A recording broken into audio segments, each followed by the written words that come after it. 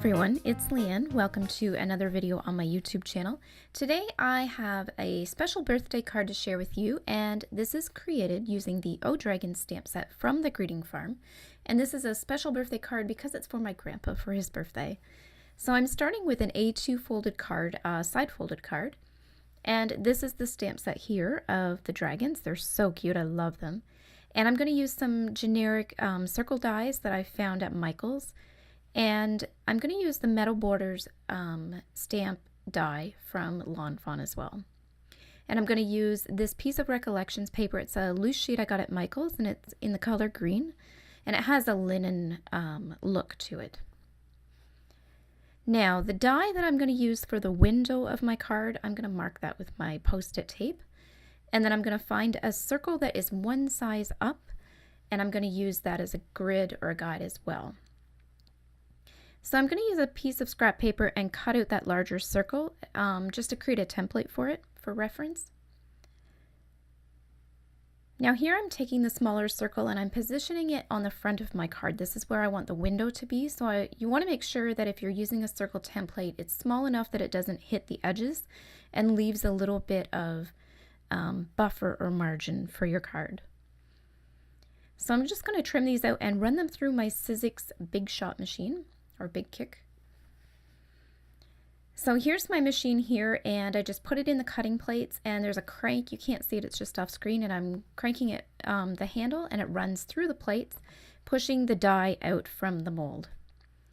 So here I have my template, and then I'll go ahead and do my card as well. So this is my greeting card, and I've laid it flat so it doesn't cut through the back. And just very easy. I love this machine, it's so handy, I use it all the time. So there I have the window for my card all ready to go. Now when I did this, I found that the paper was a little thin because I had cut out that window. So I took a piece here of mixed media cardstock, and I'm going to put that underneath. So what I'm going to do is trace out the window so I can get it in the right position. And then once I get this popped out, I'm going to line up my die and run it through my machine once more. And then I'll put it underneath the card at the end just to give it a little more strength. So here I'm aligning the circles. I used the bigger circle so I could see the pencil marks that I made, and then I brought in my other circle. So there I have the die all ready to go, and it is the same size as my card front. Ideally, if you wanted to do this, you would either put them together or do them at the same time, but it was sort of an afterthought. So now I have the card closed, and I'm drawing the window again, but on the back of the card, the inside, where the picture will go. I'm using the larger circle here, and that's going to be the circle that I create my art in. I want my art to be a little bit bigger than the window just to cover off any gaps or bleeding and that sort of thing. So using that bigger circle, I trace my template. And I'm also going to use that to cut out the grass because the picture is going to be in the bigger circle size. So just using a little scrap here, I'm going to run that through my die cutting machine as well. And so this is the start of my grass. Now I'm going to use the Metal Border stamp die here.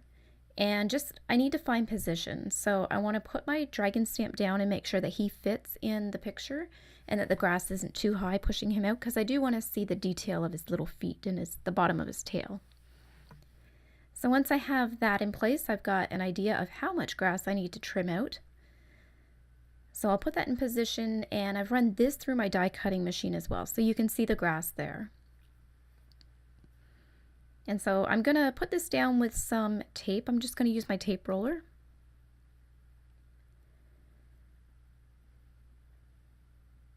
And I'm also going to use my X-Acto knife to position it. This way my hands aren't in the way, and I can see what I'm doing. I can make sure that the grass isn't on an angle. It's nice and straight when I push it down. So now I'm going to position the clouds next. I cut out a rough stamp of my dragon and the gems just for placement. I'm going to use Memento Tuxedo Black ink because I will be coloring with Copic markers.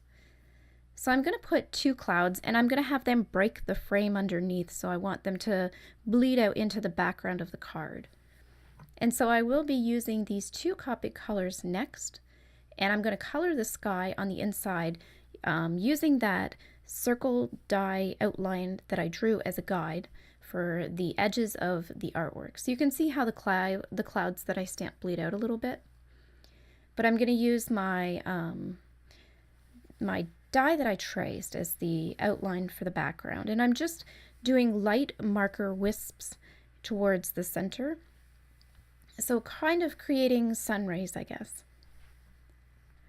And I also did this on the Oh Magical Birthday card with the unicorn a couple videos ago, so this is the same technique here.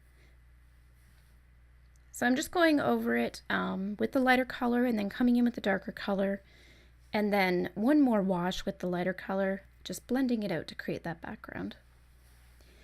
So for my dragon, I want him to be red.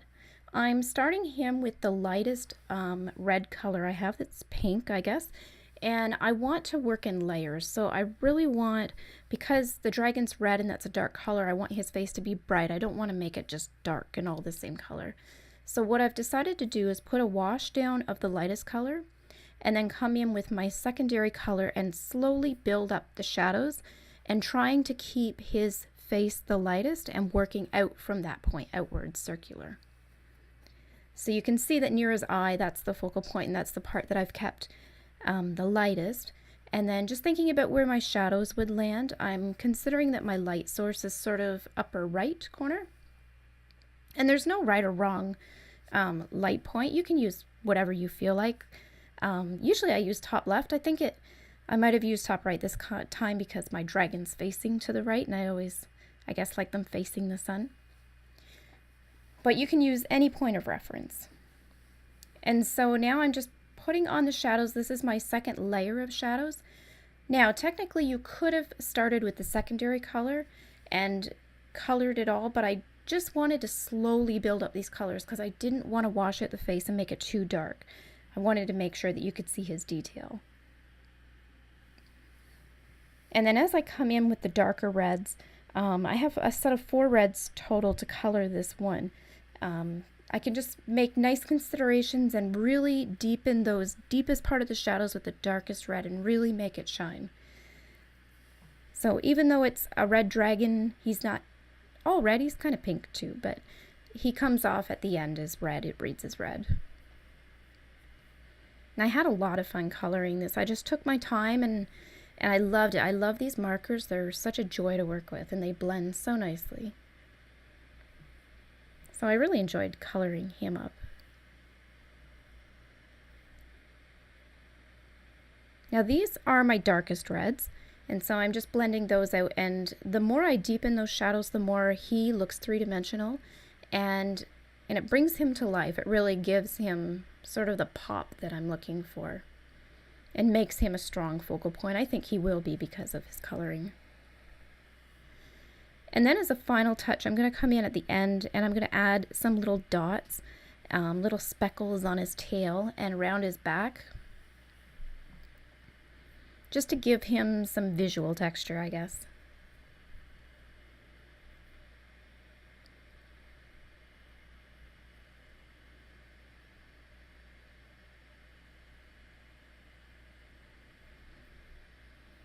So now this video is a little bit longer than what I typically post. I wanted to make sure that I kept in all of the process so you could see the shadows and the applications and where I color which. So I didn't want to cut anything out, so it is a little bit longer. Hopefully that's okay, but the end is worth the reward, I guess. So I drew a little snaggletooth on him too. As I was coloring him, I thought, you know, he just looks like he needs a snaggletooth. So I got out my micron pen and drew that in. And so as a nice compliment, I've paired purple with the red. And so his belly and his wings and his little horn details, whatever he's got going on at the top of his head, I'm going to do those in purple as well.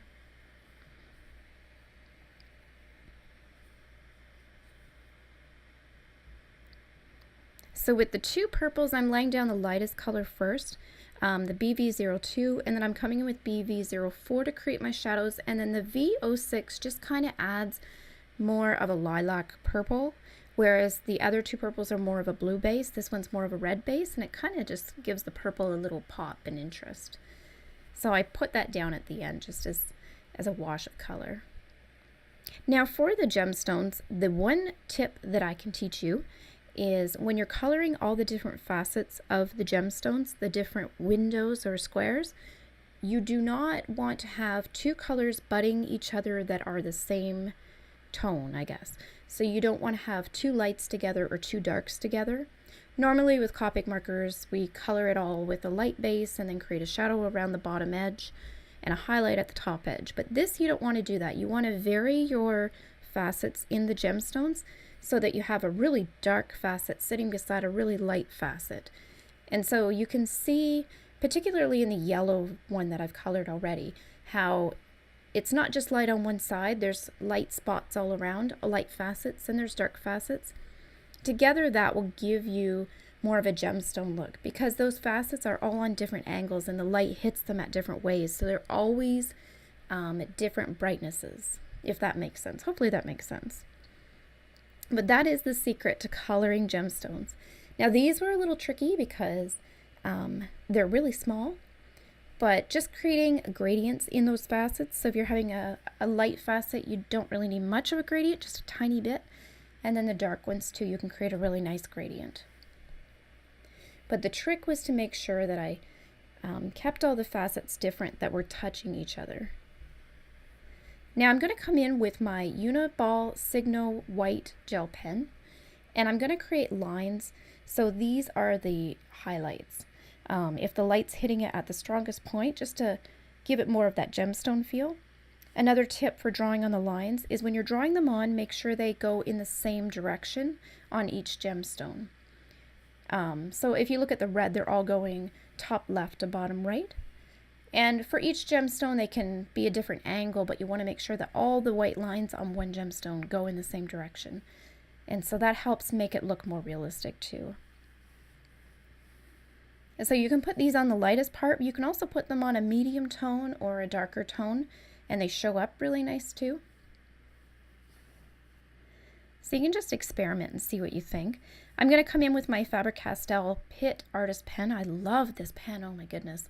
It's in extra small, and I'm just going to trace over anywhere where that white gel pen bled out onto the stamp lines. I'm going to recolor in those stamp lines, and that just makes the white gel pen look polished, like it's a part of the coloring and not just something I scribbled on top of my picture. So it really finishes it off. It gives it a finishing touch, and it looks so much better once I do this. Now going back to the background here, I'm going to stamp out on the front of the card the sentiment, and there's this little side image that has some more gemstones in the grass. So I thought that would be sweet to put as a lead-in on the bottom right corner of the card. I'm going to come in with a couple of my colors from my other gemstones I colored, using those same blocks of colors and the same treatment, and color these ones here. So I'm just drawing that extra line there. It felt like there was a division, that there was two gemstones, so I just separated those. I've been studying gemstone colorings for weeks. I've been kind of toying with it in the back of my mind, and then this stamp set came up and it was like, oh my gosh, that's perfect, because I've been thinking about coloring these. So I've done a lot of coloring and analysis, and in a condensed version like this is the best option I've come up with, and I'm happy with the way they turned out. This was my first time coloring them, my first time trying, and so I was really happy with the results. So again, I'm just coming in with my white gel pen and creating those lines. The lines can be tricky, but as long as they're going in the same direction and they're nice and thin, they look perfect. They work well. So I'm going to add this little dragonfly at the top too. Coming back in with my micron pen, I'm going to give him a little movement line. And this also helps with the composition, and it helps pull the eye into the card, or when your focal point is looking at the picture frame first with the dragon area, the circle, then you're going to look at this panel second, and it's leading to the right, which is the side where you open the card. So it naturally creates that flow of continuing on into the inside of the card. Now I'm going to fussy cut out my dragon and my gemstones. I do hate fussy cutting. It is not my favorite thing, but I did want to cut this little guy out and the stones as well. So I just used my little scissors to do that. And I'm going to put these on with foam tape. And I'm just going to tuck them in underneath the grass a little bit so they do look like they're a part of the scene. But the grass is flat on the card, so it's not popped up. So I just want a few blades of grass sticking over just to blend them together, I guess. So now I'm going to come in with that piece of mixed media cardstock that's really thick that we prepared earlier. I'm going to trim off the inside edge so it fits inside the fold, and to make sure that that window lines up. You can trim it as many times as you need, just little by little, until you get the right insert place, I guess. So I'm going to use my tape roller and line this up. I put the tape on the inside of the actual card. And then once the window frame is lined up and I'm happy with that, I'm going to push it into place. And then for any overhang on the right edge, I'm just going to come back in with my ruler and X-Acto knife and trim that off. And so this way it's back to a perfect flush card. And so that creates a lot more stability because that window is so big and my card doesn't feel floppy or thin. Now I'm coming in with my Staedtler pen and my Jelly Roll pen. Now I'm coloring a rim around the edge to create a frame for my window. So I use my larger circle template to create that outer rim. That's an easy way to get a perfect line. I put the blue down first because it did affect the color of the gel pen once the gel pen was put over top, the Jelly Roll pen. And so it made it more of a blue that matched my background. Coming in with a brush of Stella, a Wink of Stella brush pen, just adds a little glitter and shine. So I hope you guys enjoyed this video. If you did, be sure to give it a thumbs up and subscribe so you're notified the next time I post a video. Thank you so much for watching.